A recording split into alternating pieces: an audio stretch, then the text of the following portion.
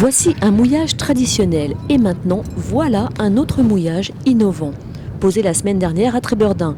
Ici, au cœur de 30 hectares d'herbiers de zoster, véritable prairie sous l'eau, une expérimentation est conduite sur 4 ans par LTC et la commune. 10 nouveaux mouillages vont être installés pour remplacer les anciens, dont les chaînes lourdes arrachent les brins d'herbe, dénudant les prairies par endroits sur cette zone protégée Natura 2000. Élus de LTC, de la commune et services opérationnels ont installé le premier mouillage dans la prairie, dont Maïwen nous explique l'importance.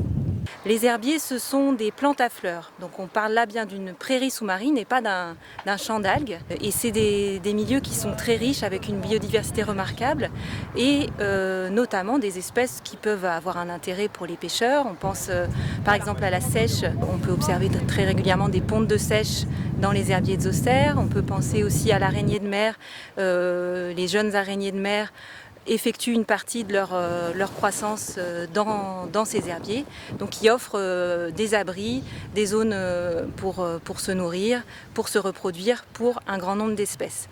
C'est intéressant quand c'est immergé pour toute la faune sous-marine et quand ils sont découverts, les oies bernaches, les bernaches cravants viennent ici brouter cet herbier lors de leur halte migratoire, donc pendant toute une période d'hiver. C'est une ressource alimentaire pour les bernaches.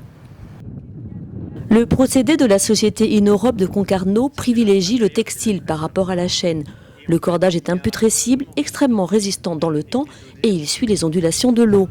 Pendant l'expérimentation, des prises de vue aériennes vont contrôler la recolonisation par l'herbier autour des mouillages.